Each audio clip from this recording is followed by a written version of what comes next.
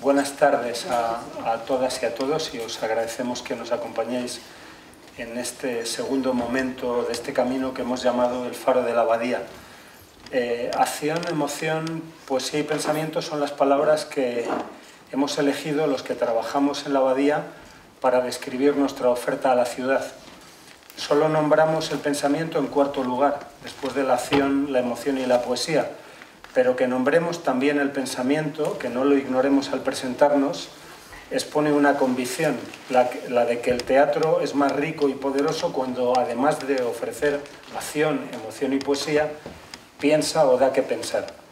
Resulta entonces natural, nos parece, la creación de este espacio que llamamos el Faro de la Abadía. Y conviene aclararlo cuanto antes: la Abadía no aspira a ser faro de nadie, la Abadía busca faro, y para ello convoca a pensadores que en conversación con creadores teatrales puedan ayudarnos a pensar el teatro. A primera vista, la distancia entre teatro y filosofía parece enorme. La filosofía es reino de lo abstracto, es el reino de las ideas, el teatro es reino de lo concreto, de los cuerpos en situación. Y sin embargo, teatro y filosofía nacieron juntos y enseguida se miraron. Desde su origen el teatro dio que pensar. Su naturaleza misma, su existencia misma dio que pensar. Muy pronto alguien, el filósofo, se preguntó ¿por qué el teatro? También desde el principio los escenarios se convirtieron en un espacio de circulación y de confrontación de visiones del mundo y de ideas. El teatro no es solo un arte en que cabe el pensamiento, además de cualquier otra forma de experiencia humana, sino que lo es en un sentido especial, privilegiado, porque además de hacer sensible la confrontación de visiones del hombre, de la sociedad y del mundo, al encarnarlas en personajes que pueden hacerlas suyas hasta el límite, hasta la muerte, el teatro es capaz de dar a pensar aquello para lo que todavía no hay palabra, aquello que los filósofos aún no saben nombrar. El teatro puede interpelar al espectador dejándolo suspendido ante la pregunta que nadie ha formulado.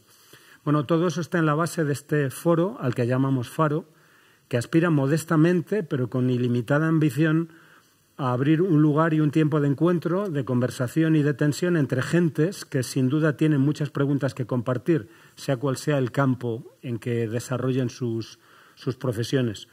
Queremos crear un lugar y un tiempo en que filosofía y teatro, probablemente de forma conflictiva, como es propio de dos ámbitos que nacen y viven del conflicto, un ámbito en que filosofía y teatro se conozcan y se interroguen, un lugar en que la filosofía desafía el teatro y el teatro desafía la filosofía. Y hoy contamos con dos compañeros excepcionales para dar un paso más, y los presentaré brevemente, si bien con toda seguridad los conocéis de sobra. Allí, a la derecha de Álvaro Tato, está Javier Gomá, autor de la tetralogía de la ejemplaridad, tan importante e influyente, a mi juicio uno de los proyectos filosóficos más importantes de las últimas décadas, no solo en nuestro idioma. Luego también, después de esa tetralogía, ha escrito La imagen de tu vida, Filosofía mundana y Dignidad.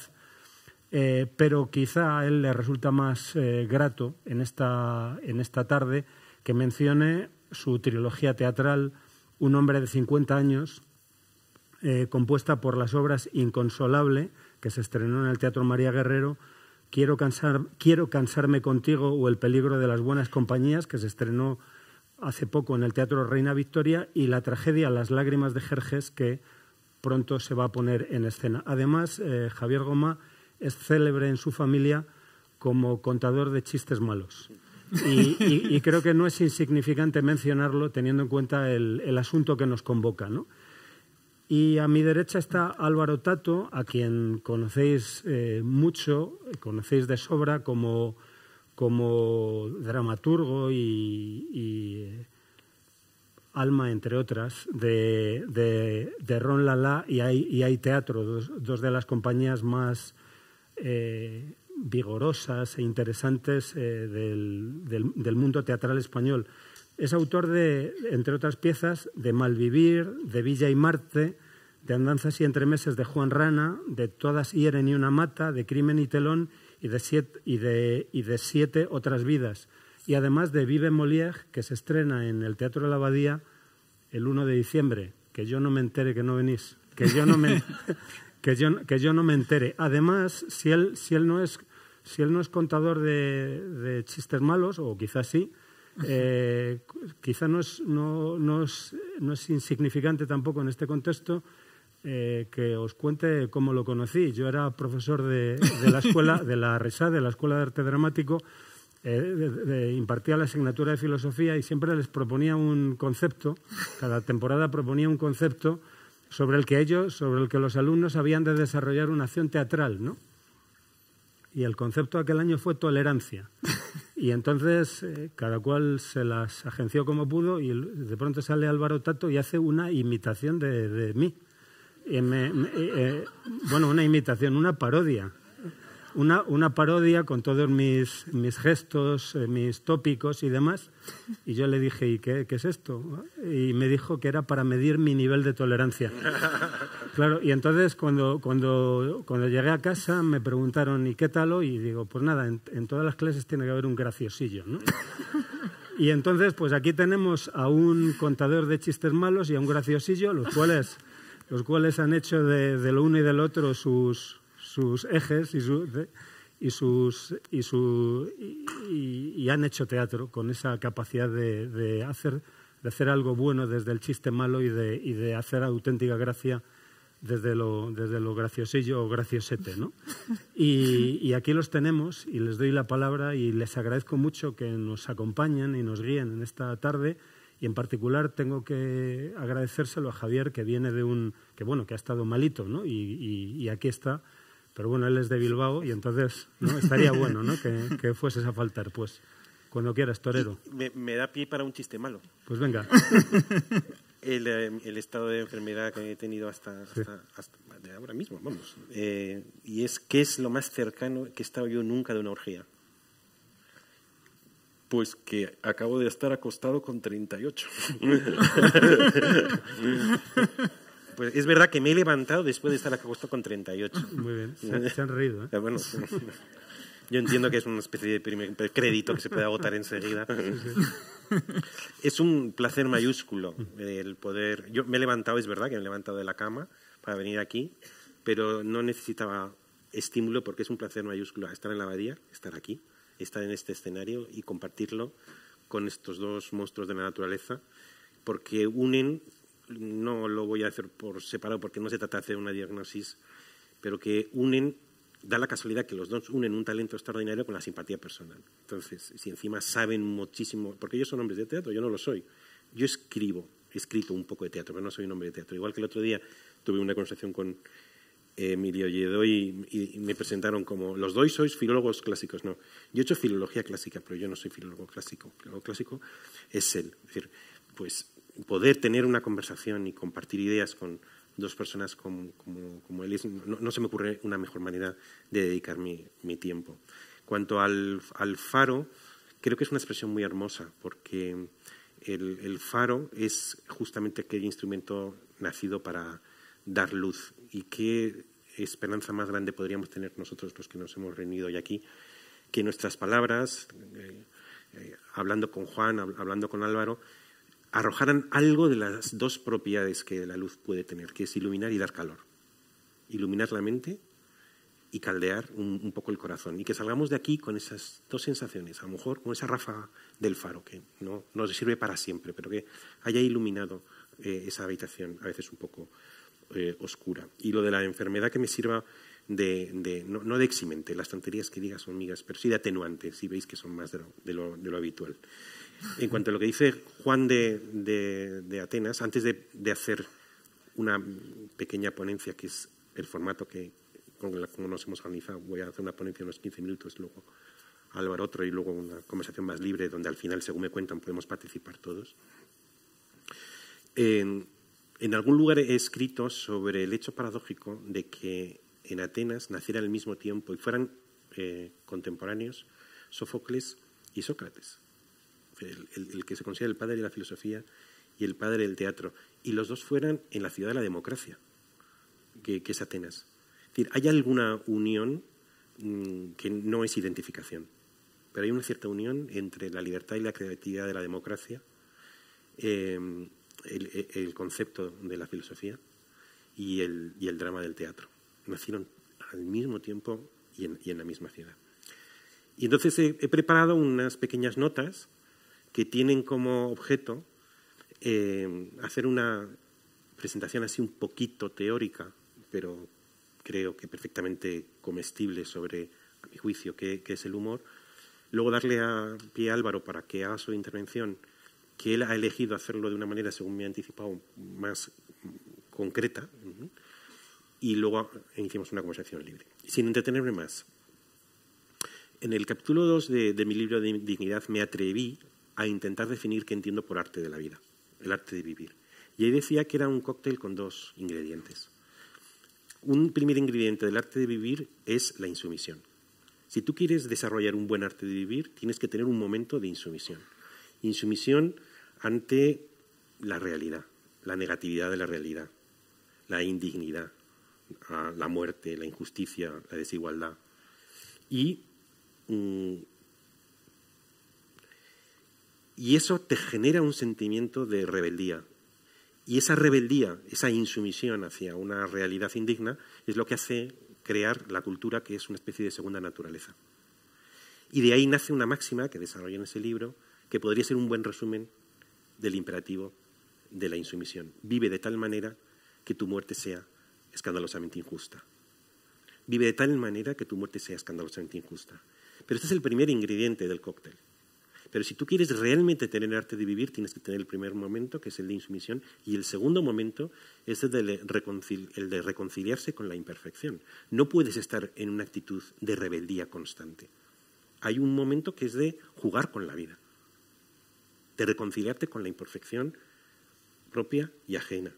Y en esa reconciliación hay tres momentos, que es la deportividad. Hay que vivir con deportividad, como quien la vida es un deporte de alto riesgo, por tanto hay que asumir algunos accidentes. El juego, que nadie lo hace por una utilidad, sino por el puro placer, formar parte del juego. Y en tercer lugar, naturalmente, el humor. El humor tiene un aspecto en la vida y otro aspecto en la filosofía.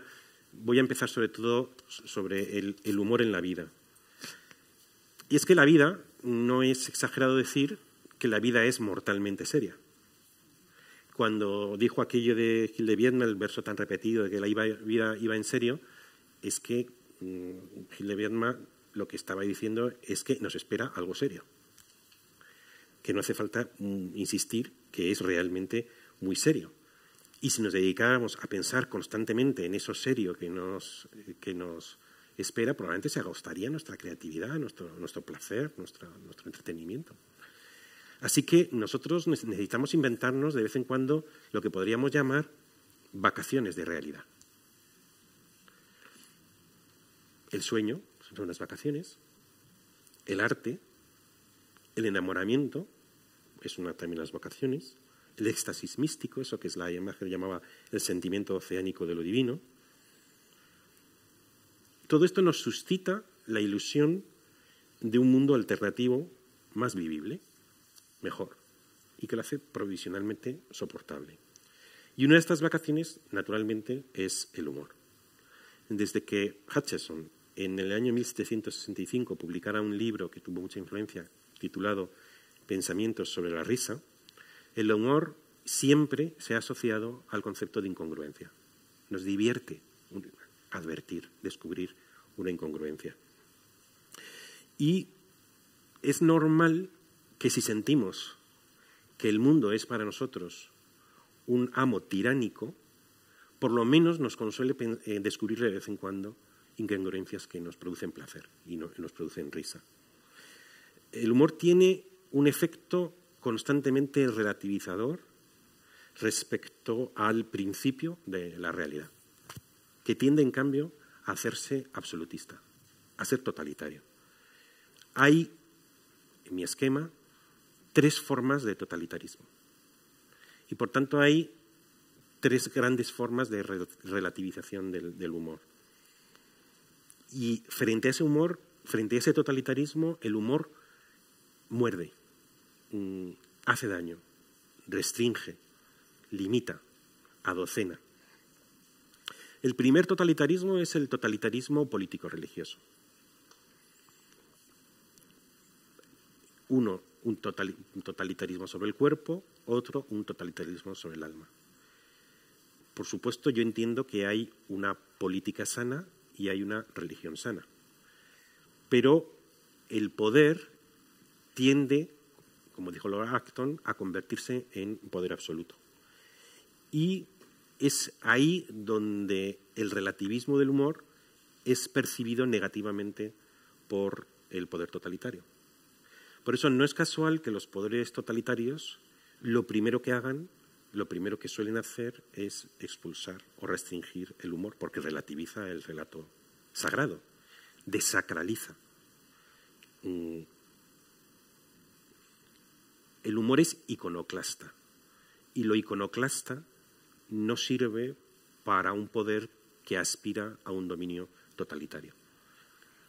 Rosa Sala, una escritora catalana, escribió hace 10 o 15 años un libro que se llama El extraño caso alemán, cuyo argumento era que explicaba, no digo si tiene o no tiene razón, pero por lo menos el argumento era ingenioso, cómo la literatura en alemán ya anunciaba el advenimiento del nazismo, porque en el siglo XIX no existió, comparativamente eso parece que es así, una literatura de humor semejante a la que había existido en otras literaturas continentales, y un siglo antes, en el siglo XVIII, se decretó la expulsión de los arlequines del teatro alemán. La expulsión de los arlequines y luego la ausencia de la literatura de humor eran señales de la gestación de una mentalidad totalitaria que finalmente, como todo el mundo sabe, afloró. El segundo totalitarismo es el totalitarismo del ego. El yo es como un gas que lo ocupa todo si lo dejas.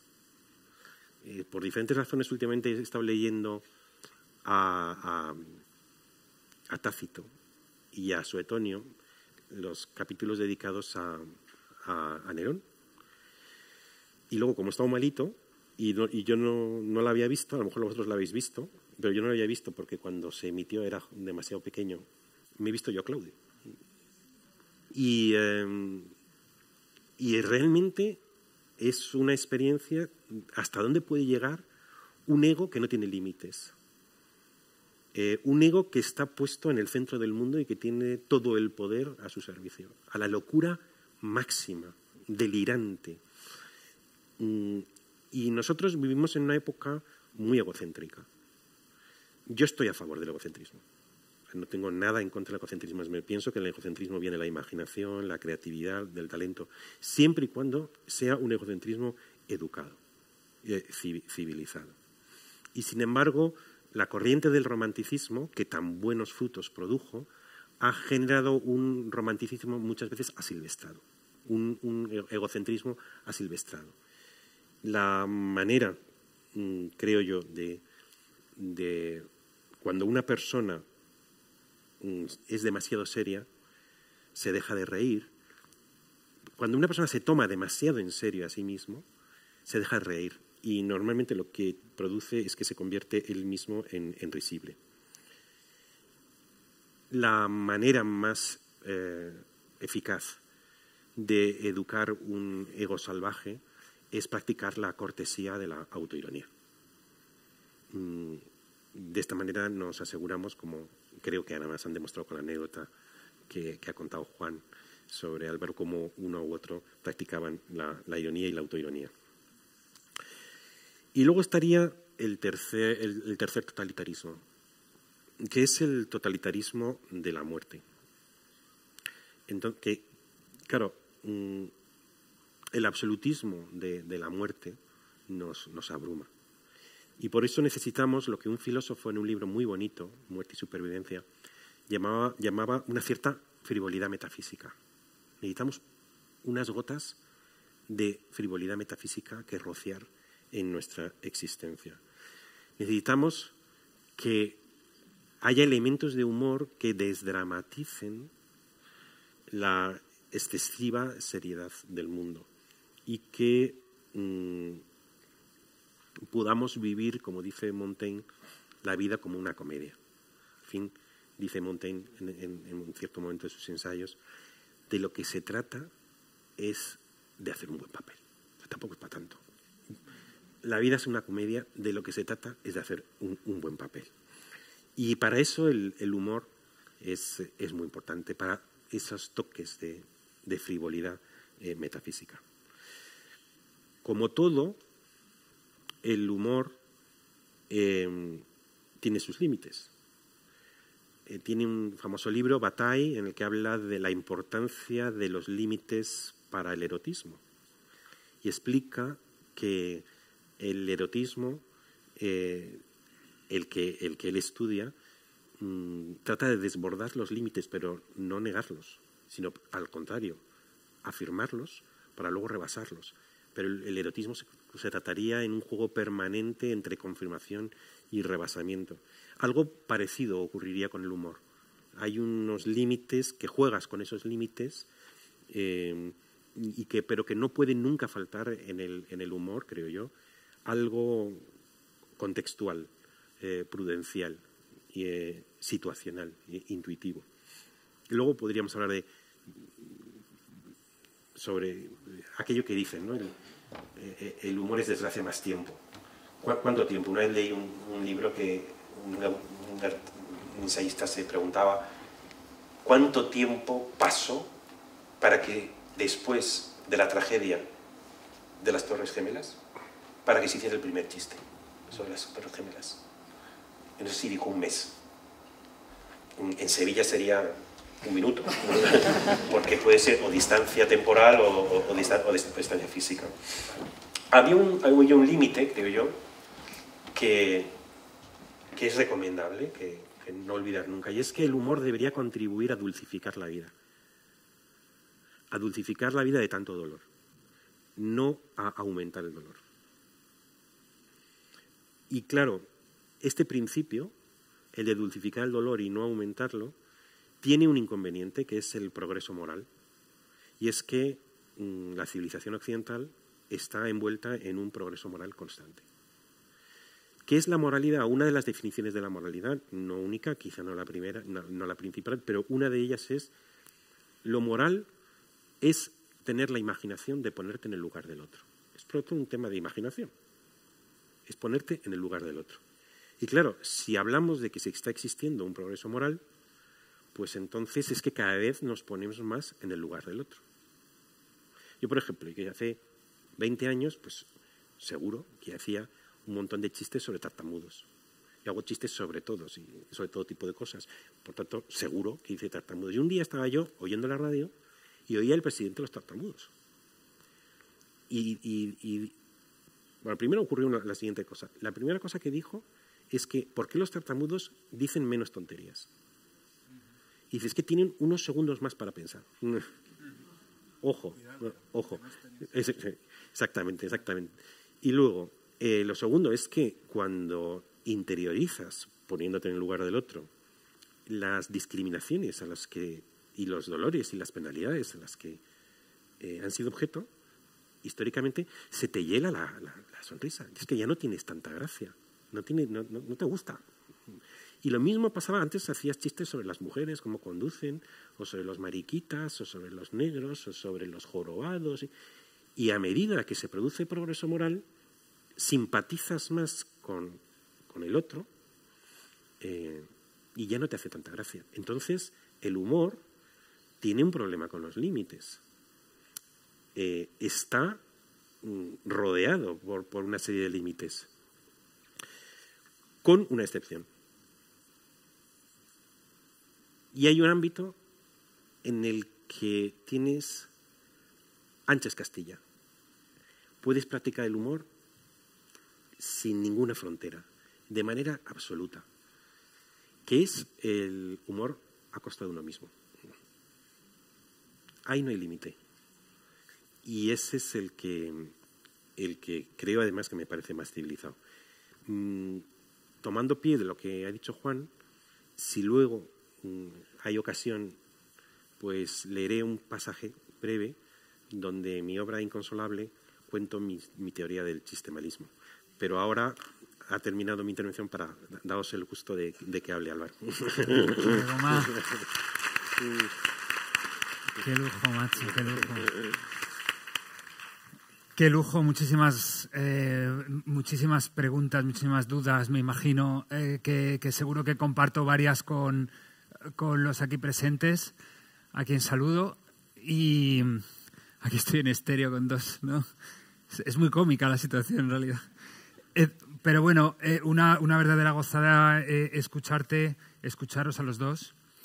Y bueno, voy a modificar un poco mi intervención también para llevarla un poco yo creo que es la gran cuestión del humor, de la risa hoy, que es la de los límites. Pero sí que me voy a ceñir un poco, sobre todo al comienzo, porque me gustaría hacer un acercamiento un poco más práctico, un poco más cercano a nuestra vivencia como teatreros, sobre todo por algo que viví, que experimenté. Entonces, bueno, en primer lugar, eso, el agradecimiento por estar aquí, el agradecimiento a ustedes por venir, la enhorabuena una y otra vez, que nunca te lo digo, pero ahora aprovecho que te tengo aquí cautivo en público para darte la enhorabuena y las gracias por todas las lágrimas que nos ha hecho derramar últimamente a toda la profesión y a toda la gente que forma parte de ella desde el otro lado. Gracias, Juan, y gracias por esta aventura del Faro de la Abadía, de todo lo que está por crearse en común, que ya sé que a ti te gusta hablar del arte de la reunión y yo también estoy de acuerdo. Y también gracias por esta anécdota que has dicho, que Mayorga ha elidido lo que yo creo que es más importante de la anécdota. No sé con qué intereses, pero claro, me imagino que es muy gracioso que el graciosete de clase te parodie para probar tus límites, ¿no? Los límites de tu tolerancia. Pero si quieren saber lo que fue de verdad divertido, fue el día siguiente, porque en la clase siguiente él iba a comentar. O sea, Mayorga es un excelente formador y además se toma muy en serio. Él siempre dice que a sus alumnos hay que pedirles mucho, ¿no? Que la manera de ser generoso con ellos es pedirles lo máximo. Entonces, claro, al día siguiente le tocaba analizar el texto. Entonces, claro, él además es que él no les ha dicho el título, pero el título era Mayorgasmo. Porque, claro, trataba del enamoramiento de una alumna de aquel Mayorga, ¿no? Bueno, ¿qué es este? pero si ustedes ven aquella media hora de Mayorga diciendo, bueno, y a continuación, el comienzo de Mayorgasmo. O sea, esa forma de risa que pasa de la carcajada explosiva a esta segunda que acabamos de oír, que es de lo que yo quiero hablar, del humor humanista, del humor diagonal, del humor de Molière, que somos enamorados de Molière, espero que 3, no sé cuántos más habrá aquí. De todo eso voy a intentar hablar brevemente, pero primero venía el agradecimiento. Gracias también al equipo de la Abadía, a Abel y a todo el equipo nuevo, y gracias a Monse por estar aquí, por acompañarnos. Y bueno, muchísimas ganas de Molière, de venir aquí, de aterrizar ya. Tenemos ya el espectáculo, tenemos muchísimas ganas de compartirlo, de vivirlo en este escenario, bueno, no en este, en ese. Y efectivamente esta actividad es gratuita, pero tienen que ir a lo otro. No sé si se lo han dicho en el mail, pero bueno, de lo que vamos a intentar, ahora se lo cuento un poquito mejor, pero lo que vamos a intentar es atravesar la vida y la obra de Molière de manera liviana, pero no ligera, y sencilla, pero no simple. Ahora les cuento un poco el experimento teatral que estamos intentando hacer para celebrar ese cumplesiglos, ese cuarto cumplesiglos, del que yo creo que es el gran maestro de la risa occidental, de la humildad, quizá de lo que has explicado, Gomá, pero también licuado con una capacidad crítica que siempre jugaba con el límite. Que eso me gustaría, que creo que amerita hablar de esto, ¿no? De que la existencia en el humor de un límite implica casi siempre, y en el caso de Tartufo, del Don Juan, lo vemos yo creo que en su máximo exponente, implica el juego con el límite, implica Chaplin patinando al borde del abismo, implica esa colisión con lo que no se puede decir. Bueno, ahora hablo, pero Sí, pero yo les quiero contar y os quiero contar, no sé por qué les tratado usted y a ellos de tú, pero hace unos años nuestra querida Elena Pimenta, que es también aquí profesora, me encargó un libro, me encargó que dirigiera este libro, esta publicación que se titula Linda Burla, la risa en el teatro clásico. La burla primera era el título porque Linda Burla es el primer medio verso del Castigo sin venganza, que es la única tragedia española que hay, que me perdone Séneca, ¿no? Pero quizá la única tragedia española que hay, y empieza con ese verso, una lopada típica, ¿no? Linda burla por extremo, dice el personaje. Y a nosotros nos parece un pórtico para hablar del teatro el teatro de risa, el teatro de humor en el siglo de oro. Me pasé un año conversando con gente sobre el humor, pero las conversaciones fueron muy prácticas. O sea, nuestra obsesión, y viene de Elena, era intentar trazar una imagen desde la filología, por supuesto. Hay grandes filólogos hablando de las épocas, de los comediógrafos, pero sobre todo de la práctica. Y lo que les quiero compartir es un encuentro que tuvimos, muy parecido a este en realidad, fascinante, con un grupo de comediantes. Aquella tarde estaba dirigida la sesión por Pepa Pedroche y estaba allí, quisimos reunir a 3 generaciones de cómicos, ¿no? Los cómicos veteranos, ahí estaba Sonsoles Benedicto, por ejemplo, compartiendo mesa con la nueva hornada. Por ejemplo, Kevin de la Rosa, que es uno de los actores de Vive Molière. No sé si les he contado que tienen que ir a verlo en la sala de al lado. No, exactamente, por el mismo precio. Bueno, estaba Kevin de la Rosa, estaba Álvaro de Juan, estaba José Luis Patiño, estaba, bueno, un montón de cómicos y de cómicas para hablar de qué es la comedia desde la práctica, no desde la intelectual, no desde desde el lugar de juego, desde el lugar del cuerpo que tiene un actor. Y miren, estuvimos la primera hora y media, que fue preciosa, estuvimos hablando, lanzando ideas, y reúno, digamos, las opiniones de todos como en 3 ideas que aparecieron en las 3 generaciones. La primera era la sorpresa. Tú has dicho, no has utilizado la palabra error, has utilizado incongruencia. La incongruencia, el error. Es curioso porque desde los pensadores, cuando lees a Bergson, el famoso Tratado de la Risa, claro, que era un poco el punto de partida de este trabajo, decir, ¿tendrá Bergson razón a estas alturas? Y pues curiosamente, los que hacen la risa, todos mencionaban el equívoco, el error como base técnica. Como base técnica. O sea, el tropezón como base técnica, tropezón lingüístico, tropezón situacional o tropezón físico. Pero todos veían el error y la colisión como inicio. Todos hablaron o casi todos hablaron de la palabra luz, que también está muy bien que lo digamos aquí en El Faro. Todos hablaban de deslumbramiento, de chispazo, del incendio de las carcajadas, de la chispa del primer chiste. Curioso, todos hablaron de la luz cómica. En segundo lugar, todos hablaron de la técnica. Y esto era muy gracioso porque los jóvenes hablan de la técnica desde un lugar, todos han leído a Brooke, han leído todos los tratados, han leído a Declan Donnellan, han estado en la RESAD y tienen un gran aparato verbal para expresar, digamos, un poco el transcurso de un actor por el espacio para hacer gracia.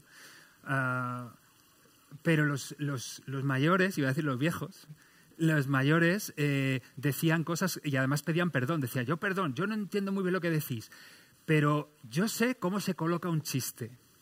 Y dices, está diciendo lo mismo.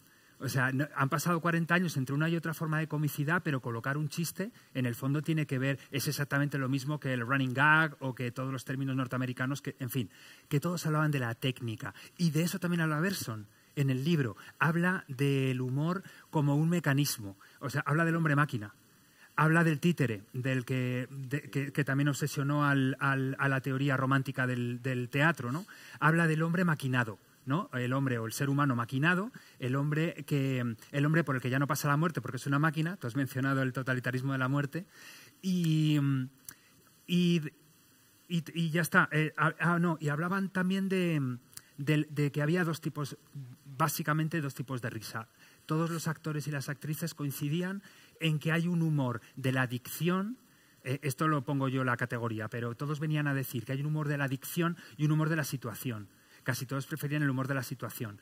Pero me refiero a la situación dramática, ¿no? Todos mencionaban, pues eso, el perro del hortelano, que no está sostenido sobre una verbosidad de oro, o sea, literalmente son perlas engastadas, ¿no? Sonetos engastados en un collar de redondillas, pero desde el punto de vista de la situación lo que te hace gracia es que hay dos enamorados que en el fondo sabes que se quieren, pero no se quieren porque el otro quiere medrar, pero cuando ya no puede medrar se la quiere ligar otra vez.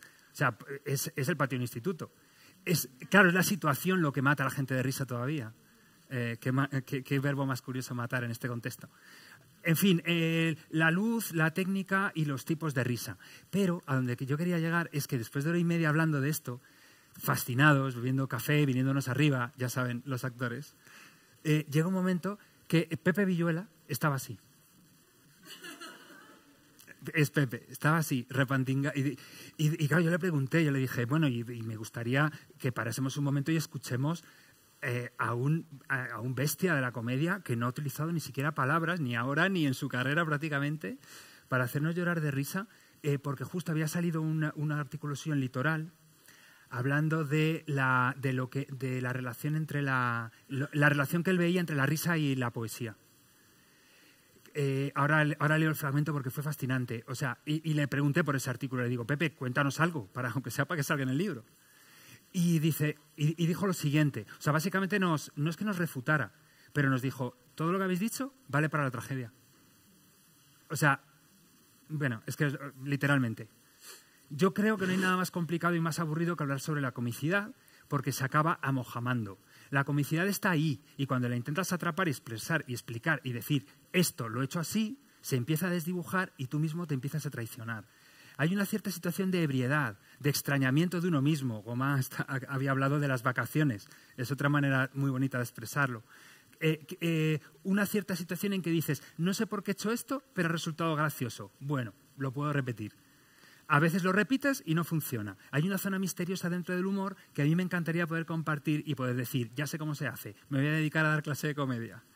Como habéis dicho, hace falta verdad, honestidad, generosidad, luz, carencia de empuje, es manejar los tiempos, todo el mundo hablaba de los tiempos, es sorpresa, pero es que todo eso también está en la tragedia. En la tragedia necesitamos verdad, necesitamos honestidad, tenemos que ser generosos con los compañeros. Lo que pasa es que hay algo misterioso, un poco lo que defendía Lorca en su conferencia sobre el duende. Hay algo extraño, mágico que se produce y que curiosamente hay gente que tenemos, ¿no? De pronto ocurre y dices, soy un afortunado, como que te ha tocado la gracia y dices, no sé por qué, si no he hecho nada. Ahí Sonsoles Benedicto nos contó una anécdota buenísima que decía que ella entraba en escena en una comedia, dice, en los años 50 o 60, dice, yo entraba en escena y creaba la gran carcajada y yo nunca supe por qué. No, nunca supe por qué, porque yo decía de Oviedo. Claro, pero es que nos contaba la situación un poco y era una inspectora está entrando, ¿se acuerdan ustedes del inspector de la verbena de la Paloma? Que dice, todo el mundo quieto. Y dice, pero si estamos quietos, agente. Y dice, bueno, ya me he enterado de todo, ya me he enterado. ¿Qué ha pasado aquí? Claro, pues ella era un poco esa inspectora que entraba y salía de una comedia vodevillesca y en un momento dado alguien le decía, ¿y usted de dónde viene? Y ella decía, de Oviedo. ¿Sabes? Y dice, ese timing, ese segundo más, ese pararme, esa mirada de sorpresa, hablando de la técnica, ¿no? Bueno, en fin, volviendo a Pepe. Realmente si hago comedia con mucho esfuerzo se nota. Si lo hago y lo busco no aparece, se me esconde, es inaprehensible. Y creo que por eso es tan misteriosa y al mismo tiempo tan difícil de conseguir la risa. Y terminó, la poesía también lo es. Puedes enseñar métrica, puedes enseñar versificación, pero no puedes enseñar a alguien a ser poeta. O es poeta o no es poeta, ¿por qué? No lo sé. Su trayectoria de vida, sus genes, de pronto escribe algo que emociona y otros que son catedráticos de filología escriben y se vuelve serrín. Dices, escribes muy bien, pero no tocas. Entonces, ¿cómo lo hacen? Pues no tengo ni idea, no lo sé, de verdad que no lo sé. Nos quedamos todos callados. Callar a actores, imagínense lo difícil que es. Nos quedamos un rato en silencio y ahí empezó la conversación a seguir avanzando. Juro que termino en breve, pero fue interesantísimo. Porque ahí empezó a romper el hielo, el pensamiento, ¿no? Y lo he apuntado para que no se me olvide nada. Todos coincidieron con Villuela en que el humor es escurridizo, la naturaleza del humor, que de hecho Bergson empieza así su tratado sobre la risa, habla de lo escurridizo que es, lo difícil de captar y lo humilde que hay que ser como pensador para enfrentarse al fenómeno. Imagínense los cómicos, ¿no? La naturaleza escurridiza del humor, la similitud con la tragedia, los extremos se tocan. O sea, en eso todo el mundo estaba de acuerdo, en que hay dos potencias muy contrarias, pero no son comedia y tragedia. O sea, son drama, o llámenlo como quieran, drama con respecto a la comedia y a la tragedia, pero desde luego el arco entre lo cómico y lo trágico es muy similar. Y es muy misterioso eso. Es muy misterioso que los actores te digan, sí, cuando me encaro a Edipo, en el fondo tengo la misma técnica o me encaro de la misma manera que con Anfitrión, por ejemplo, ¿no? Eso sí, la diferencia, la gran pregunta que tuvo varias respuestas fue la diferencia entre la comedia y la tragedia. O sea, entonces, claro, les preguntábamos, Pepa y yo, entonces, ¿en qué exactamente estáis haciendo algo distinto, haciendo reír o haciendo llorar? Dieron 3 respuestas. Una de ellas era la distancia con respecto al espectador, la distancia, la diferencia de la posición con respecto al espectador entre la tragedia y la comedia. Además era muy contradictoria la forma de expresarlo. Unos decían que la tragedia es el nosotros y es la plaza pública y la comedia es el yo, pero otros decían, y yo estoy de acuerdo con que más bien al contrario, con que más bien la comedia exige la existencia de otro, por eso la cortesía es inevitable, porque es un juego con los demás. La segunda diferencia, que es muy bonita, era la ausencia de muerte.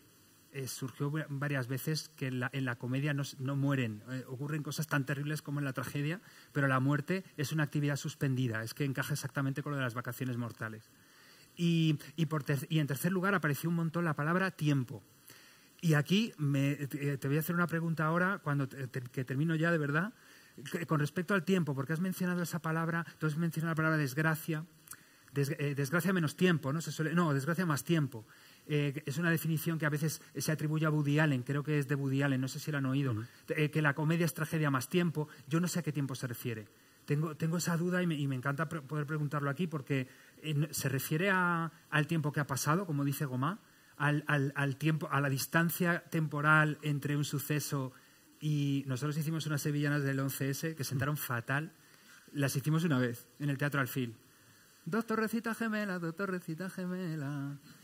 Pero no era por reírnos de eso, en absoluto. Era para 2 torrecitas gemelas, se cayeron en un día se cayeron con latas que parecían, se fueron las 2 al suelo.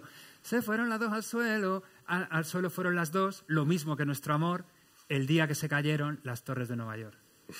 O sea, era un poema de amor.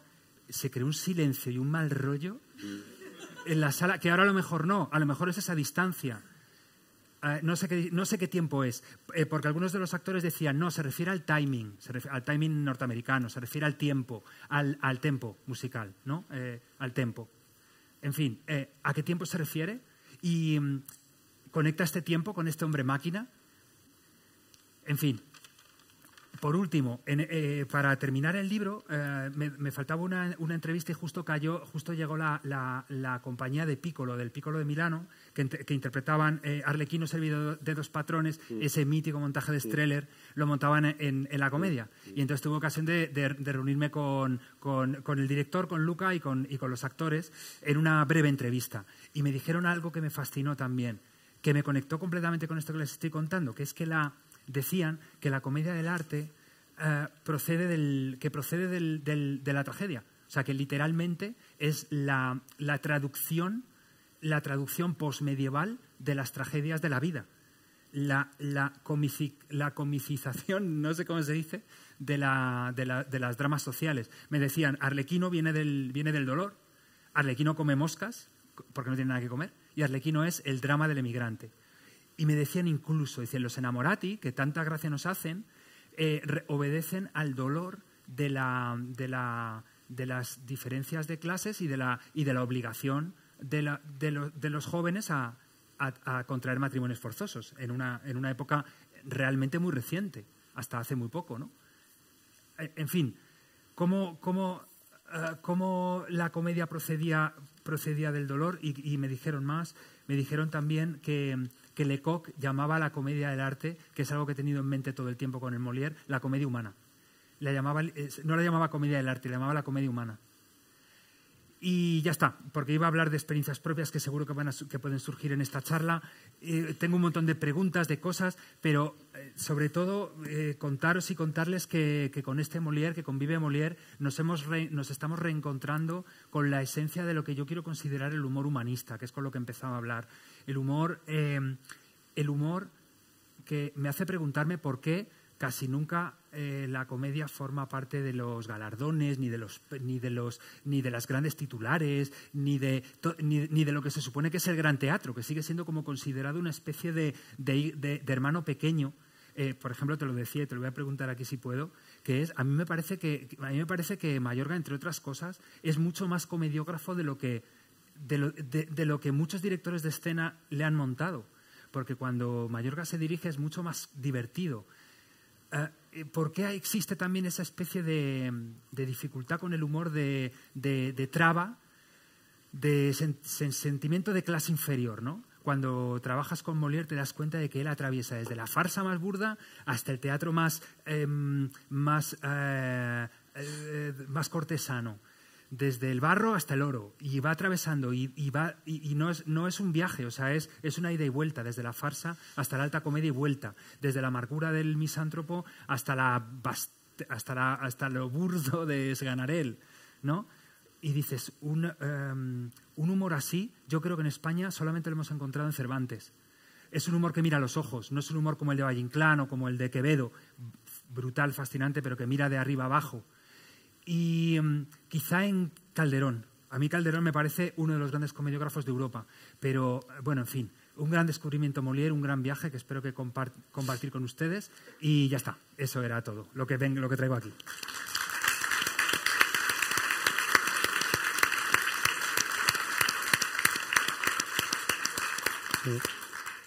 Muchas gracias. Desde luego creo que solo la calidad de estas ponencias ya bastan para justificar que hayamos creado el Faro de la Abadía. Inmediatamente vamos a darles la palabra o daros la palabra, pero creo que no podemos hacerlo sin escuchar la teoría de Javier Gomás sobre el chiste malo, ¿no? ¿no? Luego, si tengo oportunidad, sí, digo también algo del comentario de Pepe, sí, sobre el humor, pero sí, con mucho gusto me divierte compartir con vosotros mi teoría del chistemalismo. Inconsolable es una obra que escribí con motivo del fallecimiento de mi padre. Y ahí es una meditación fúnebre, por tanto es una obra muy grave, por decirlo así. Con todo, hay momentos de humor. Uno de ellos, que no es el que voy a leer, plantea un problema que está muy cercano a una cosa que mencionaba Álvaro, que es la proximidad temporal. Parece, según el adagio, no sé si de Woody Allen, de que el humor es tragedia más tiempo, de que sin embargo hay momentos tan trágicos que necesitas humor en ese mismo instante. Y eso me pasó, y lo cuento también en Inconsolable, y es que por motivos que no son del caso, la muerte de mi padre me atravesó la vida como un acontecimiento, y fuimos a depositar en un columbario sus cenizas, la familia, que estábamos muy, muy apesumbrados, sobre todo yo, y cuando los obreros estaban poniendo las cenizas, pues descubrimos que al lado hay una tumba de una señora que se llamaba Petra Trompeta. y entonces alguien dijo, mira, Petra Trompeta, se dieron unos codazos unos a otros y estábamos metiendo las cenizas de mi padre y se produjo una especie de risa floja alrededor. O sea que en ocasiones se necesita tiempo, pero otras veces al contrario, es la inmediatez lo que bueno, y lo cuento en Inconsolable, ¿no? Pero bueno, lo que cuento también es la teoría del chistemalismo, y dice así: las circunstancias del fallecimiento de mi padre no difieren mucho de las presagiadas al héroe homérico. Se ha citado antes ese presagio. Ay, perdón, sí me he liado. Un segundo, no, perdón. Es aquí.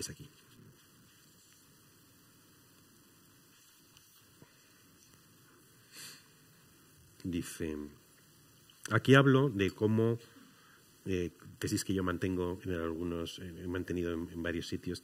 Aquí desarrollo otra tesis así muy rápidamente de que cuando ves que alguien moraliza mucho, normalmente es porque no tiene nada que decir. Es decir, la moralización es la vulgarización, ¿no? La moralización del mundo como expresión eminente de la vulgaridad moral. En fin, ojalá me las arregle para contaros mi duelo con sencillez. A lo mejor ayuda a ponerse por un momento en la mente de un niño. La de mi hija de 11 años, por ejemplo. Os contaré algo que me dijo y que revela cómo percibió ella el duelo. Para preparar el terreno es imprescindible referirme antes al protagonismo que en mi casa tiene el humor. Lo practicamos todos los miembros de la familia y en todas las direcciones. Pero yo poseo un estilo propio, muy depurado. Imagino que no faltan sesudas disertaciones de prestigiosos pedagogos acerca del humor como herramienta educativa.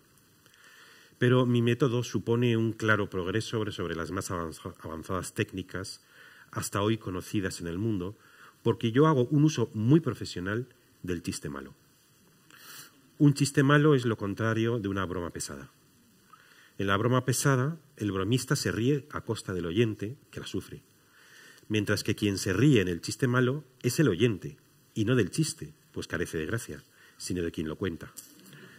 Si el contador de chiste es consciente de que se reirán a su costa, si incluso busca ese efecto, entonces el chiste malo es una modalidad de autoironía que suaviza el comprometido ejercicio de la autoridad paterna. Tengo 4 hijos. Ejem. Concedo que seguramente he llevado mi método demasiado lejos. Un chiste malo detrás de otro. El siguiente peor que el anterior, en una decadencia acelerada y sin freno. Hace mucho que, ante el abuso por mi parte del chistemalismo indiscriminado, la sonrisa se ha borrado del rostro de mis hijos y ha sido sustituida por un gesto de fatiga y resentimiento. Si uno de ellos se descuida un poco y sonríe ligeramente al oír una de mis bromas sin gracia, al instante el resto de los hermanos se lo reprocha con dureza porque entienden que con su actitud irresponsable me está dando alientos. Hace un par de años, en una de esas intrascendentes charlas familiares de sobremesa, les pregunté a mis hijos qué 3 deseos formularían al genio de la botella si un buen día se les apareciese. Cada uno dijo los suyos, incluido mi mujer. Y cuando llegó el turno de mi hija, se creó un silencio que atrajo la atención general. Se lo estaba pensando a conciencia. Uno creería que luchaba por jerarquizar en su mente infantil las muchas necesidades humanitarias que le flagelan el mundo y que cavilaba sobre sus remedios, el fin de la hambruna o de las guerras, una vacuna contra las epidemias más devastadoras, la eliminación de la pobreza, qué sé yo. Pero no, nada de eso. Cuando finalmente dio por concluida su reflexión y expresó sus 3 deseos, el primero de ellos fue que papá deje de contar sus chistes, lo que le valió quizá por primera vez la cerrada ovación de sus hermanos mayores. Este es el contexto en el que hay que situar la escena que sigue. Desayunábamos ella y yo en la cocina apenas unos días después de morir mi padre. Me miró y debió de ver en mí la imagen misma de la tristeza, porque a continuación me rogó con infinita dulzura: papá, cuéntame un chiste. Muy bien.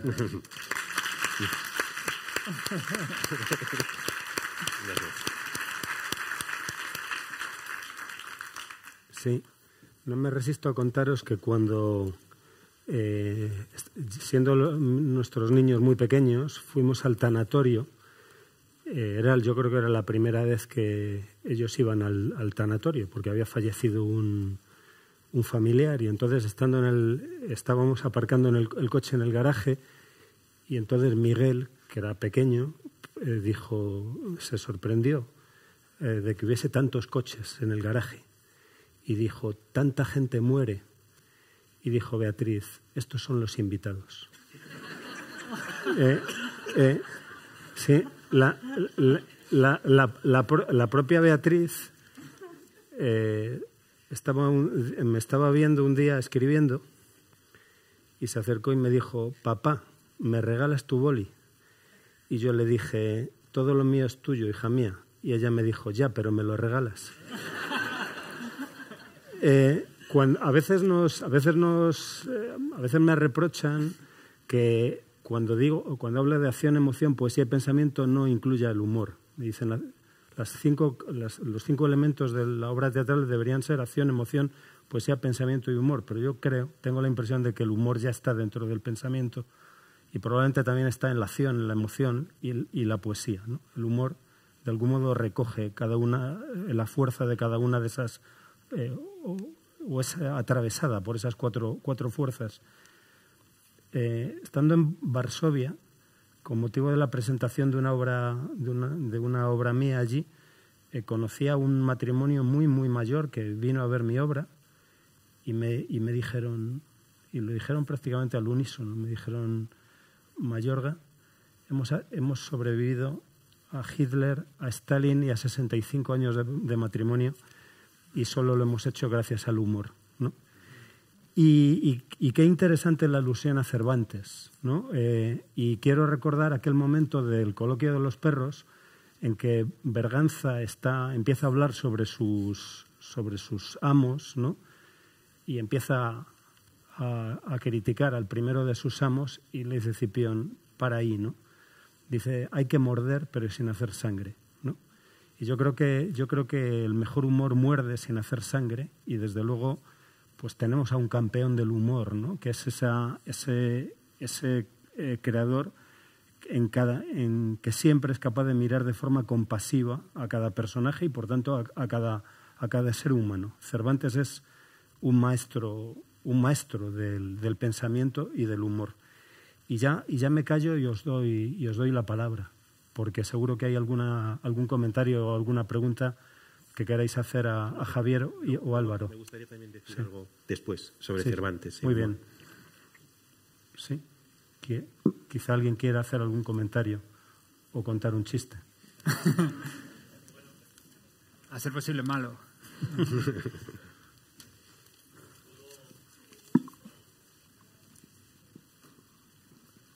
Bueno, más que comentario es un chiste. Y entonces, de la misma manera que se han contado cosas aquí, yo me acuerdo que cuando falleció mi padre, le incineramos y las cenizas, la familia, los sobrinos y tal, en un coche las llevábamos a su pueblo, donde él quería que reposaran las cenizas. Entonces paramos, hicimos un descanso y para tomar algo, y yo pregunté que iba conduciendo: oye, ¿qué tal vais ahí atrás? Y una de mis sobrinas dijo: todos bien, pero el abuelo va hecho polvo. Muy bueno. Muy bueno. El llamado efecto Petra Trompeta. Petra Trompeta.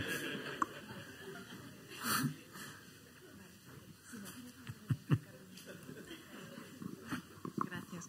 Bueno, yo le iba a pedir a Álvaro que imitase a Mayorga, pero va a ser que no. Voy a haceros ha salido de refilón, pero me gustaría saber si podíais decir algo más sobre la relación entre el humor y la ironía. ¿O no? Sí. No, sí. Muchísimo, ¿no? ¿Qué prefieres que hable yo? Empieza tú, desde luego. Es el maestro. Vamos a ver, para empezar, las relaciones de género y especie, ¿no? Porque la ironía sería una forma de humor. Ahora, ¿qué es la ironía? Y es que, perdonar la petulancia, pero es que no hace mucho me leí la tesis doctoral de Kierkegaard, que va sobre la ironía en Sócrates. Y entonces él cuenta que hay dos clases de ironía.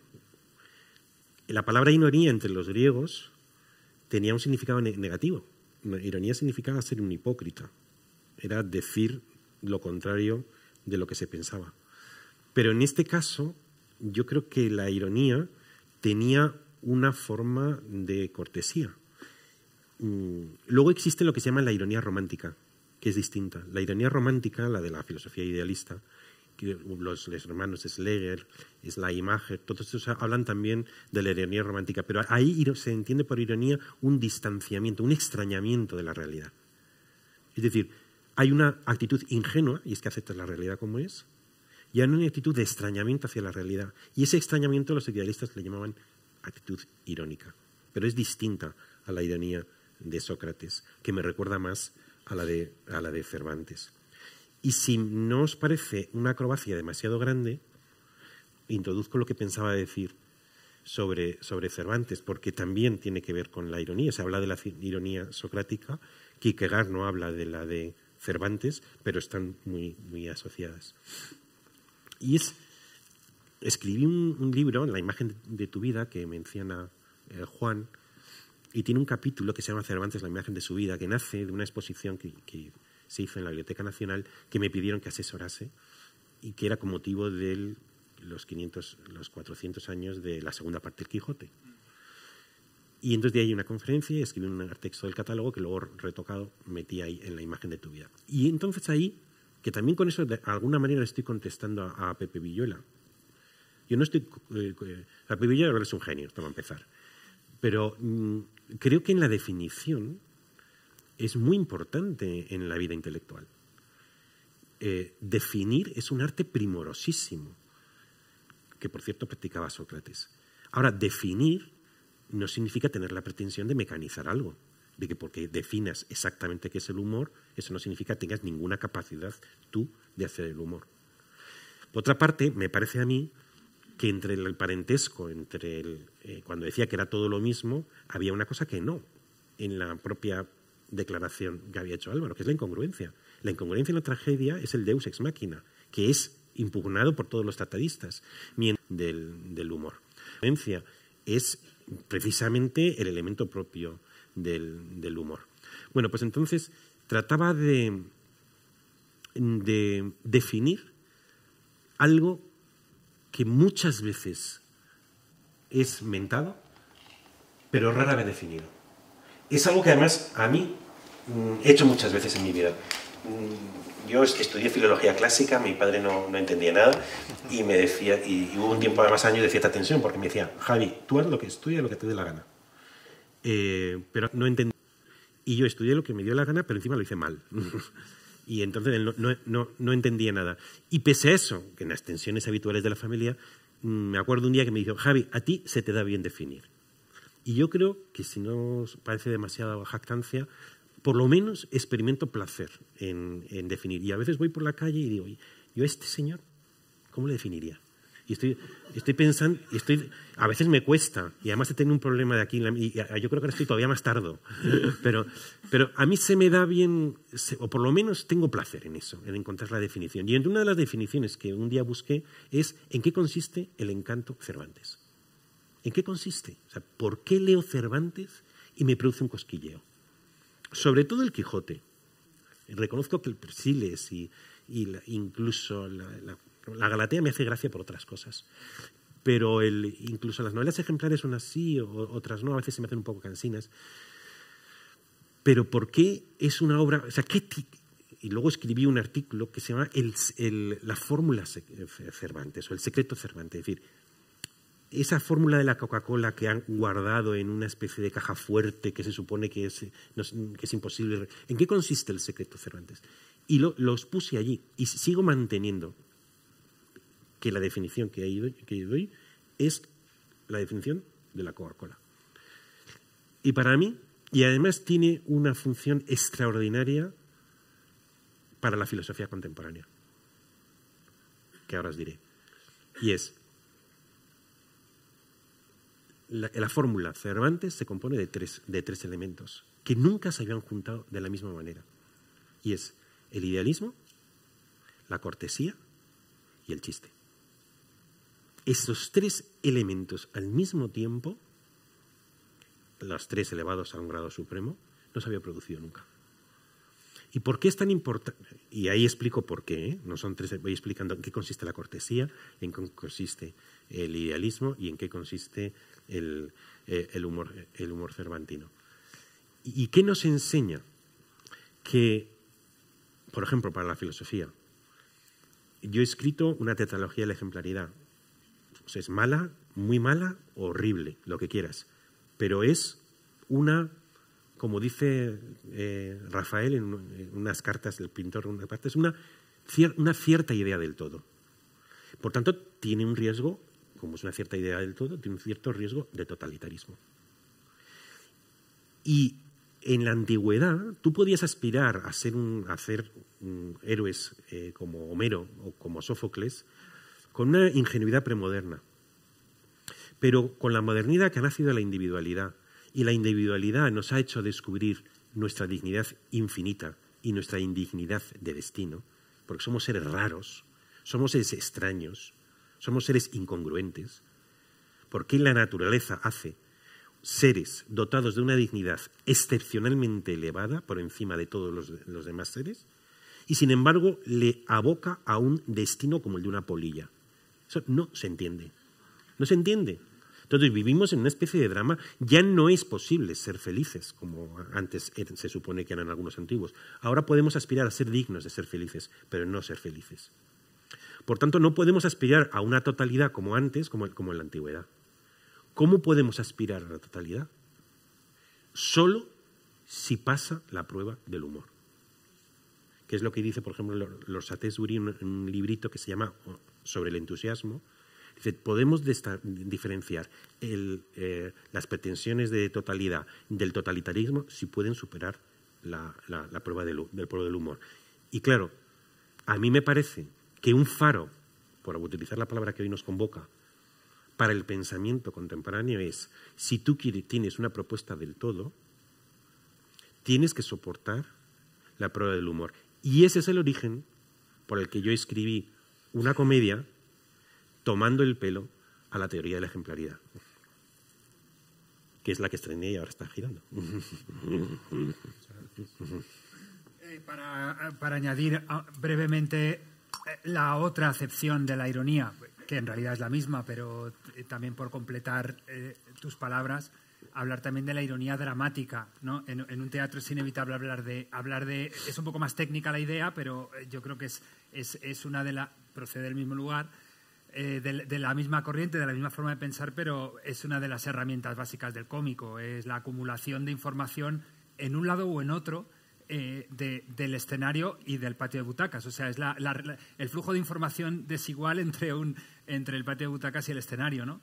En El perro del hortelano todo el mundo sabe más que todos los personajes, se va acumulando y es una delicia. Y cuando llega al final, no sé si se acuerdan, y perdón por el spoiler, el momento Nobody's Perfect, ¿no?, de la obra, ¿no? Cuando Teodoro le dice, mira, después de todo lo que ha pasado, después de los 1000 engaños, yo te quiero y te voy a decir, de forma cortés, ¿no?, de forma idealista pero cortés, le dice, Diana, yo no soy un noble, o sea, no me puedo casar contigo porque no soy un noble. Y Diana se le queda mirando y no sé cómo le dice exactamente, pero en realidad le dice lo mismo que los personajes de Billy Wilder. Dice, nadie es perfecto. O sea, y fíjate qué manera más irónica, porque de pronto todo lo que sabíamos nosotros con respecto a los personajes, de pronto los personajes saben muchísimo que el resto del mundo no va a saber nunca, porque van a ser el conde y la condesa de Belflor, de sangre noble, y fíjense qué manera de reírse de todo un estamento de manera tan sutil. Yo lo relacionaría con el concepto de lo diagonal, ¿verdad? La sutileza irónica. Y me gustaría traer brevísimos ejemplos. Hablando de Molière, no sé si han leído La escuela de los maridos, La escuela de las mujeres, o si lo tienen fresco, pero La escuela de los maridos es una farsa. Es la farsa de un cornudo, ¿no? De un cornudo y que no sabe toda la información que sabemos, es divertidísima. Pero la escuela de las mujeres multiplica todos los resortes irónicos, ¿saben cómo? Dándole humanidad al cornudo, dándole dignidad, dándole en el lugar del otro. Eso es Cervantes. Para mí eso es Cervantes. Es la gitanilla, es el Quijote que pasa el micro literalmente a la pastora Marcela, a los gitanos, a los moriscos, pasan el micro, les dejan hablar a los animales. Te cuenta el amor que le tenía el rucio al caballo y te mueres de amor y al siguiente párrafo te mueres de risa. Porque es patético, porque es un señor en medio de la Mancha, es patético, pero a la vez es tierno. Esa fusión bueno, la Escuela de las Mujeres es magistral. Es Arnulfo diciendo en el último acto, es que no quiero hacerles spoiler, pero diciéndole, es que quiéreme. O sea, hay un momento que le dice, quiéreme, te doy todo, me da igual, tiro mis celos y los arrojo por la... Y le dice, ya que no te quiero. Y dice esa maravillosa palabra última que es para mí el colmo de la ironía, que es ¡uf! Que es como... Y muchos directores de escena lo hacen a lo trágico, le hacen decir un ¡uf! Que reúne el dolor del mundo y el dolor de la muerte. Hay otros que es cómico, hay otros que te lo dejan en la ambigüedad, pero está escrito ¡uf! ¡Uf! Fíjense. Otro pequeño ejemplo que para mí es capital, que es, ¿cómo se llama la película?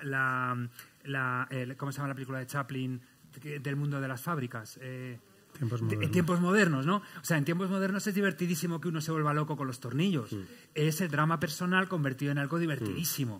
Pero claro, luego se mete en los rodillos y por eso le despiden. Y es divertidísimo porque es un drama laboral, pero porque se ha dormido. Pero cuando sale, pasa un camión y el camión lleva un banderín rojo de los que llevan los camiones para marcar que es un camión largo, se cae el banderín y él agita el banderín para que se dé cuenta de que se le ha caído. Sí, pero pasan los socialistas y se creen que es un líder sindical. Claro, y vas acumulando capas y luego viene la policía y le arresta. O sea, esa secuencia que dices, fíjate, el dolor del mundo, el dolor del trabajo, el mundo laboral, la parte cómica, porque es patético, a la vez tierno y a la vez social. Y Chaplin, ¿no? Bueno... y va a poner más ejemplos. La muerte de Clarín. Tú que has versionado una de las obras que se supone que acumula la gravitas, ¿no? de todo lo clásico. Y dices, pues mira, pues tiene un personaje divertidísimo que es Clarín, La vida es sueño, en que acaba muriendo. El graciosete. Es como si ahora me muriera yo, ¿no? ¿No? Y dice él mismo, no hay lugar para la muerte secreto. Y fíjense, ese Calderón, que ha sido tratado por la generación anterior a la mía como el gran valedor de la contrarreforma y de los valores... bueno, eso es ironía para mí, ¿no? Ironía invertida en este caso. Ironía trágica. Sí, claro. Y poco antes de ese momento, Clarín ha sido tomado por Segismundo. Ha sido tomado por Segismundo por aquellos que, alzados contra Basilio... están buscando al príncipe, ¿no? Y durante un rato, en una situación extraordinariamente cómica, él cree que va a ser el nuevo rey o coquetea con ello. Y cuando le dicen, pero ¿por qué nos decías que...? Y decía, vosotros fuisteis quienes me segismundasteis, ¿no? Sí. Maravilloso. De ahí viene la palabra... Es que quiero decir una cosa sobre lo del spoiler. Pero también venía la palabra, si no me equivoco, vosotros sabéis más que yo, de la palabra obscenidad, si no me equivoco, viene de que en Grecia antigua no estaba permitido que hubiera muertes en el escenario. Y por tanto, que hubiera muerte en el escenario era obsceno y tenía que estar fuera del escenario. O sea, no había muertes en la propia escena. No, me refiero a lo del spoiler porque los académicos, y aquí tenemos uno delante, dicen que no hay que hablar de spoiler, sino que hay que hablar del destripe. Y el otro día me contaba una anécdota que creo que merece la pena compartirse, aunque tiene una cierta crítica a la juventud que, por supuesto, no comparto. Me contaba esta persona que estaba en un lugar público y que detrás había dos jóvenes y uno de ellos le comentaba al otro que estaba muy aficionado a una serie de televisión que se titula Isabel, que es, sabéis, ¿no? De Isabel la Católica. Y entonces le estaba diciendo que bueno, pues que la serie era entretenidísima, que estaba enganchadísima o enganchadísimo, que mira, primero que tiene que luchar por su propio reino y luego entran en batalla y luego nombran a este y lo otro y tal, y luego conoce al rey de Aragón y al final se casan y dice el otro, joder, no me lo destripes.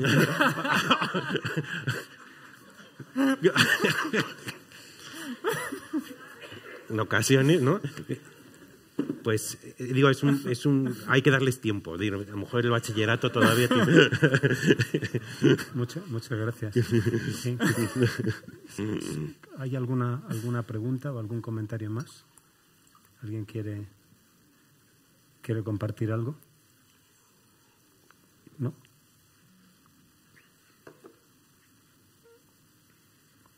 Pues quizás sea un buen momento para acabar, a menos que queráis decir algo.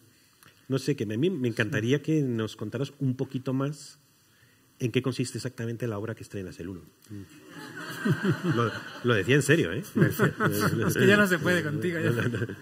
Vale, si a cambio nos hablas un minuto de Jerjes, y si a cambio tú nos hablas también de ese proyecto que estrenas aquí en breve, sobre el coleccionismo. Bueno, empezad vosotros. Eso. Bueno, en el caso de Molière, contaros y contarles que efectivamente es un homenaje debido a la vida y a la obra. Porque, no sé, me da la impresión de que hace falta con Molière en España, a lo mejor es también un delirio extraño de grandeza, pero me parece que hace falta, no sé si de grandeza o que no aprecio bien el aprecio que se tiene a Molière, pero me parece que hace falta un poco de pedagogía con respecto a exactamente cuál es la medida cuál es la dimensión de la grandeza, aunque es una palabra que no le casa bien. Entonces es un homenaje a Molière con una selección de varias de las escenas más divertidas de Molière, pero seleccionadas para contar al Molière poliédrico. O sea, no es un top ten. Perdón por utilizar tantos anglicismos. Desde que has dicho el spoiler. ¿En prosa o en verso? Está en verso. Porque él muchas veces escribía en verso. En verso y en prosa escribe. Eso, sí. Cuando tenía prisa, en prosa. Por ejemplo, el Don Juan está escrito en prosa, en una prosa delicadísima, muy divertida.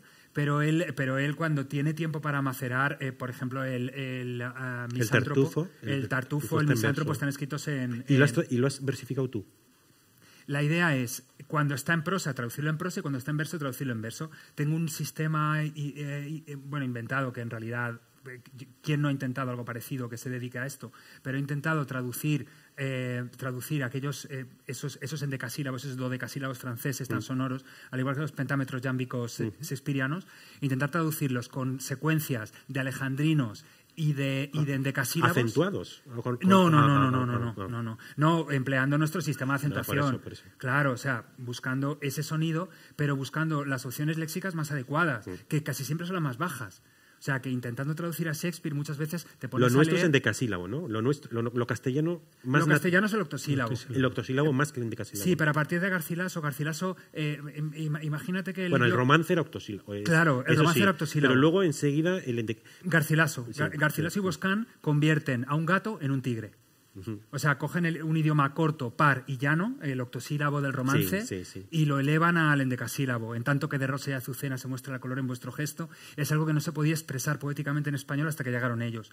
Porque se les ocurrió que el endecasílabo tenía que ser una secuencia de un impar que fuera la grúa de otro, o sea, 7 más cabo. Pero el verso francés no era normal para nosotros. No, el verso francés era ododecasílabo o endeca. Pero bueno, para hacerlo corto, el intento es ya...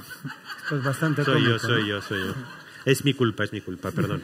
Bueno, sí, pero el intento es traducirlo con la fidelidad musical, pero no, evidentemente, no con la acentuación y no con la rima. Nos podemos dejar aquí, ¿no? que ellos sigan. Total. Ironía dramática. No. Sí. No, bueno, eso. Y la idea es contar las escenas que cuentan al Molière farsesco, al Molière irónico, al Molière cortesano, al Molière popular, al Molière enamorado, al Molière del poder y al Molière transgresor y trascendente, porque las dos cosas son el humor humanista, ¿no? La transgresión y el contacto con lo otro, con lo casi mística a veces.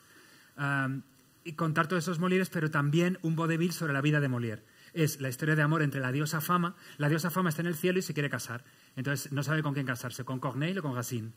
Claro. Y hasta que llegan sus criados, que como todo el mundo sabe, los criados de la Fama son dato, chisme y mito. Qué bueno. Y junto con Clarín, que está aquí presente, que es una pianista y soprano que va cantando y contando al mismo tiempo, pues la diosa Fama vive una historia de amor y desamor, un vodevil, con Molière a lo largo de su vida. Para la diosa Fama transcurre una hora, pero para Molière transcurre toda su vida. Buenísimo. Y no os quiero hacer destripe del final. Pero se casan. ¿Y tú, Jerjes? Sí, casi, si no tenés inconveniente, digo una palabra sobre la comedia, porque ahí relaciono muchas cosas, incluido a Juan, que él no se acordará, pero lo puedo incluir y, no sé, pues supongo que con eso relaciono varios asuntos, ¿no? Un día, hace no sé cuántos años, ya 5 o 6 o una cosa así, o 4, no me acuerdo, Juan y nos invitaron a tener una conversación en el Instituto Cervantes. ¿Tú te acuerdas? Sí. Y nada, transcurrió estupendamente, yo por lo menos lo pasé muy bien. Y luego nos fuimos a tomar una cerveza. Y yo había estrenado, creo, Inconsolable, por tanto tiene que ser posterior a 2017.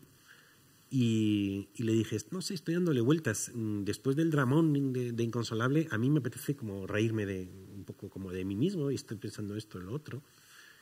Y estuvimos charlando, él se mostró como muy atento y con ganas de charlar y darle vuelta a varias posibilidades. Y le conté un artículo que había escrito en El País, que se llama Amor, Lujo y Buena Conciencia.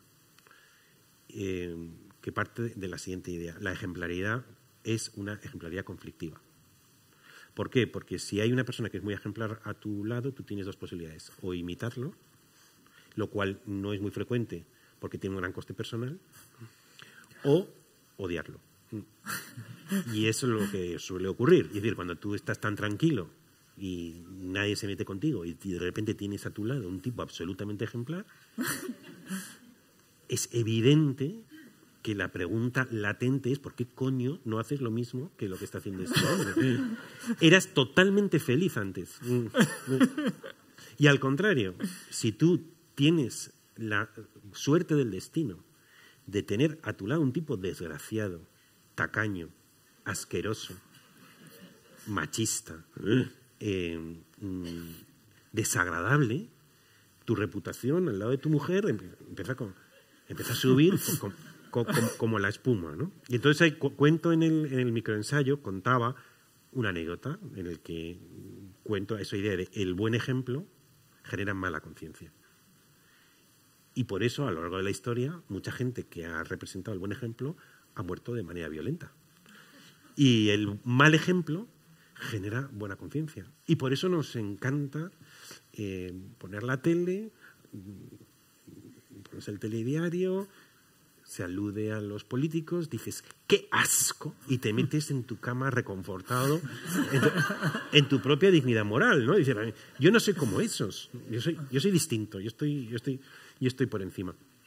Y entonces se lo comenté a Juan y Juan me dijo, pues ahí tienes una obra. No sé si te acordarás. Me acuerdo. Y la escribí. Y la publiqué, primero con el título Quiero cansarme contigo. La idea es que se dice al final de la obra. La idea es vivir es el arte de elegir tu cansancio o tu cansancio futuro. Es decir, ¿con quién te quieres cansar? Al final de la vida, ¿tú con quién o con qué quieres estar cansado? O sea, al final, tú al final del día vas a estar cansado y cuando llegues a viejo vas a estar cansado. ¿Con quién quieres cansarte? ¿No? Entonces, la declaración de amor más grande que puedes decirle a alguien es yo quiero cansarme contigo. Pero el subtítulo es que alude al problema que os he comentado antes, el buen ejemplo genera mala conciencia, el mal ejemplo genera... El subtítulo es el peligro de las buenas compañías y cuando la productora estuvo dándole vueltas y con el director prefirieron el subtítulo. Y al día de hoy, yo que escribí una vez un artículo que se titulaba Aplausos y que digo que realmente en la pandemia, una de las cosas que nos han enseñado la pandemia es estar todos teletrabajando y que en contacto con Internet.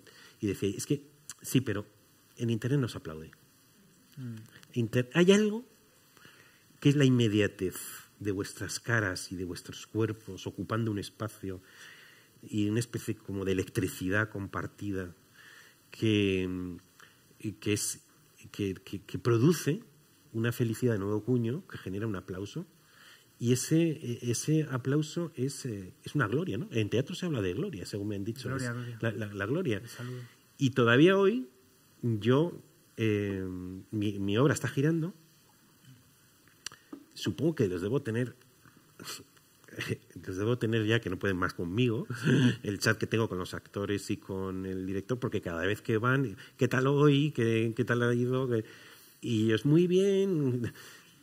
Pero cada vez que pienso que en el teatro, que el teatro se ha llenado y que me cuentan que ha habido, que estaban riendo, que estaban felices, que les han aplaudido, pienso en ellos, porque yo no estoy allí, pero pienso que te lo cantaba a ti, ¿no? Sí. Gente con tanto talento, gente con tanta creatividad, con tanta seriedad, con tanta profesionalidad, que es evidente que ganan dinero, pero no viven para el dinero. O sea, viven por amor al teatro y al arte. Que reciban a cambio esa felicidad de nuevo cuño que es el aplauso. Yo experimento una felicidad incomparable con eso. Y la última meditación que iba a hacer es que cuando has estrenado una obra de teatro, y aquí estos señores han estrenado 800 veces más que yo, y por tanto esta lección supongo que la habrán aprendido hace muchos años, lo mío es una lección reciente, y es que aprendes a respetar, porque la obra más fallida, en la mayoría de los casos, tiene detrás tanto trabajo, tanta inteligencia, tanta creatividad, tanta imaginación, tanto esfuerzo, tanta ilusión, que luego podrá salir mal. Pero un respeto. Es que el otro día lo tuve que decir porque me invitaron a la ópera y luego hubo una reunión y nos preguntaban, ¿qué os ha parecido esta obra? No, joder, ves allá. Las pirámides. Claro, ves, 40 tíos del coro, una gente cantando, la orquesta, y unos escenarios. Y luego dices, no me gustó cómo estuvo el soprano. Chico, tío. Ojo con no decir demasiadas idioteces. Total. Y un respeto a un trabajo colectivo de gente con mucho talento. Yo, por lo menos, he aprendido a no decir demasiadas idioteces cuando contemplo el trabajo ajeno. Total. Muy bien.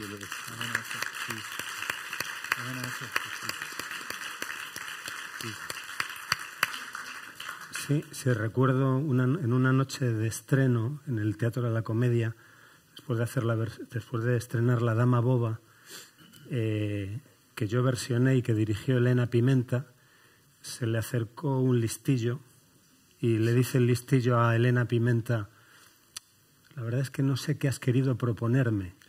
Y Elena contestó, a ti nada.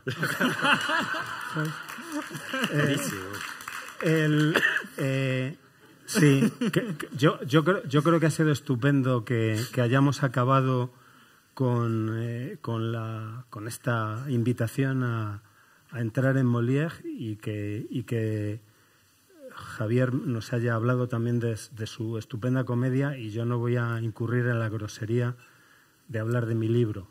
No es lo adecuado en esta casa. Yo creo que nos habéis hecho pasar una tarde estupenda. Ha habido acción, emoción, poesía y pensamiento en cada momento. Creo que así lo hemos vivido todos. Y si alguien no lo ha vivido así, pues le recuerdo lo que dice mi padre, que tiene 89 años, en su frase favorita: no hagamos problema. y bueno, pues no hagamos problema, y os agradezco mucho, Javier, que te hayas levantado dejando a tus 38 allí. Te agradezco mucho, Álvaro, que nos hayas acompañado con tu bonomía, y a todos que nos hayáis acompañado en el Faro de la Abadía, y nos veremos muy pronto de nuevo aquí en la Abadía. Muchas gracias.